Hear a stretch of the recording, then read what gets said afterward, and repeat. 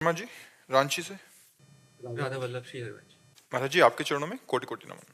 महाराज जी, सांसारिक जीवन में चुनौतियां आती रहती हैं और हमें लगने लगता है कि हमें सहायता की आवश्यकता है, तो हम प्राय प्रभु से सहायता मांगने लगते हैं। महाराज जी, एक और लगता है कि परमेश्वर तो परम पिता हैं, तो उनसे सहायता क्यों मांगे, मगर ये इसीलिए गलाने मांगनी चाहिए कि वो परम पिता है, हम उनके बच्चे हैं और उन्हीं के द्वारा रचा हुआ ये मायामय जगत है। तो हमें मांगनी चाहिए जब तक मांग है। जब मांग खत्म हो जाएगी तो उसे प्रेम कहते हैं। अगर हम प्रभु से ही केवल मांगे तो भगवान उदार भक्त कहते हैं।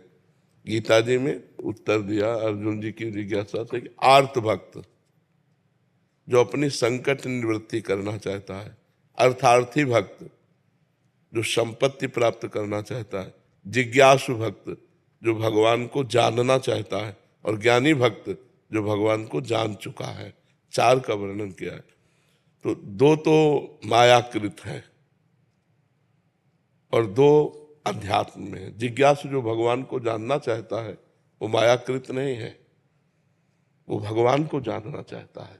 और ज्ञानी तो भगवत स्वरूप है ही। ये दो भक्त जो है, आर्त और अर्थार्थी, संकट निवृत्ति और धन प्राप्ति, ये इसमें लगभग सब आ जाएंगे। एक दो भक्त ऐसे होंगे जो ज्ञानी में और जिज्ञासु में होंगे, लाखों में नहीं, सब इसी में होंगे। कोई संकट पड़ा तो भगवान से प्रार्थना करते हैं, क्योंकि ईश्वर है, वो जगत के स्वामी हैं। अब हम किससे प्रार्थना करें? जो संकट निवृत्ति के लिए संसारी पुरुषों का आश्रय लेता है वो तो अपने आप को खो रहा है।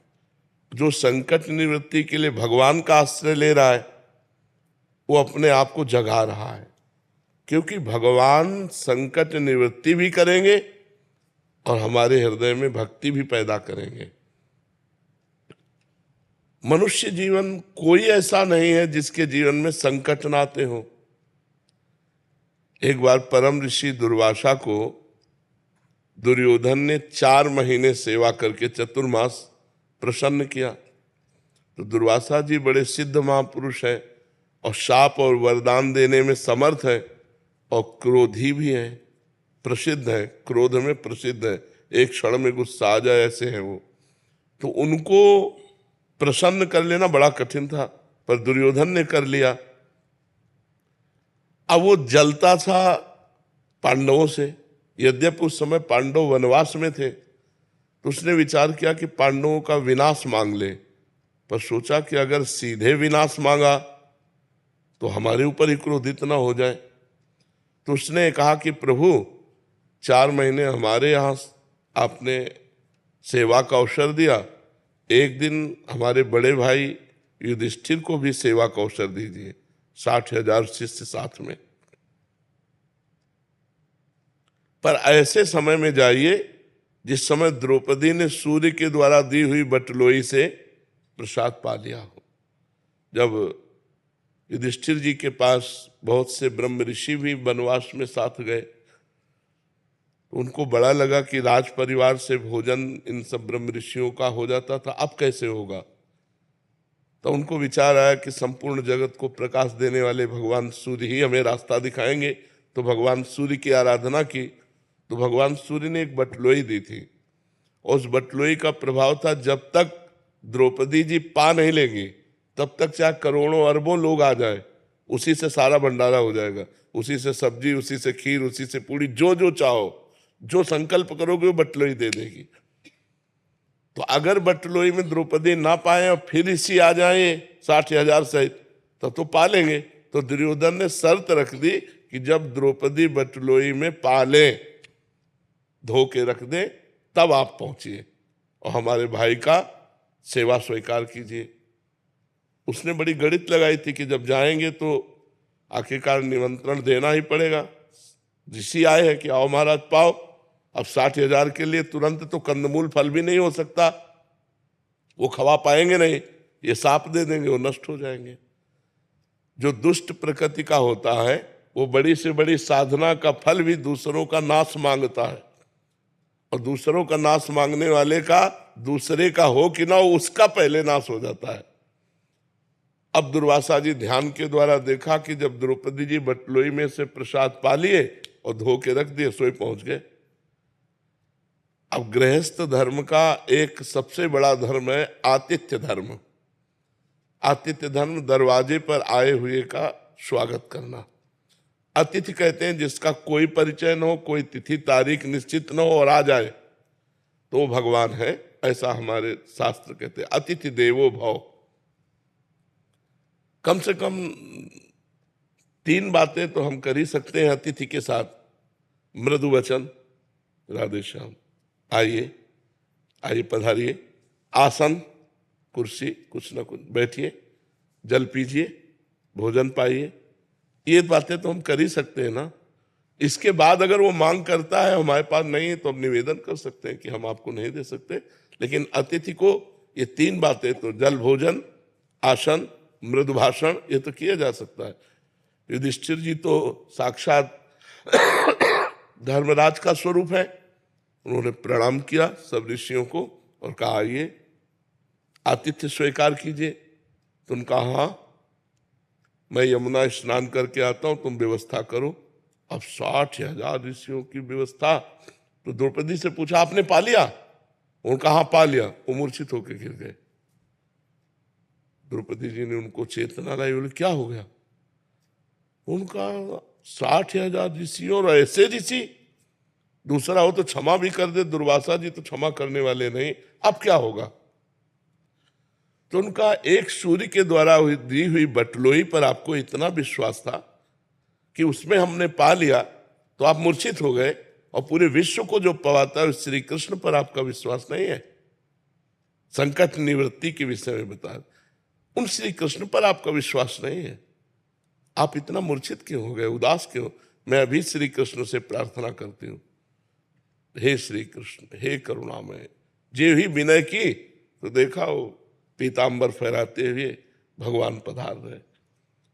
द्रौपदी भूख लगी है, उनका जिस समस्या में हम फंसे उसी समस्या की आप बात कर रहे हो। 60,000 ऋषि दुर्वासा जी आए हैं ऋषियों सहित, और सबसे बोले ये सब बातें बात के पहले हमें भूख लगी। उनका प्रभु भूख लगी है, बटलोई तो पाके रख दिया। बोले ले आओ बटलोई। भगवान की सामर्थ्य देखो, कर तुम अकर तुम अन्यथा कर तुम। भला कोई पवित्र नारी पात्र जूठा क्यों छोड़ के धो के रख दे, उसमें कुछ लगा रहे। द्रौपदी जैसी पतिव्रता। दूसरी बात, वरदान था कि द्रौपदी के पा लेने के बाद बटुलोई में कुछ नहीं रहेगा। वरदान भी और धो के भी रख दिया, और उसमें भगवान ने शीत निकाला, एक साग की पत्ती, और जे ही अपने मुख में डाला। और विश्वात्मा है ना भगवान, सबके हृदय में विराजमान। कहा जाओ बुलाओ ऋषियों को। बोले प्रभु कोई व्यवस्था नहीं। बोले जाओ तो तुम। और वहां सब यहां तक भर गए, क्योंकि भगवान तृप्त हुए तो सब भीम बुलाने गए।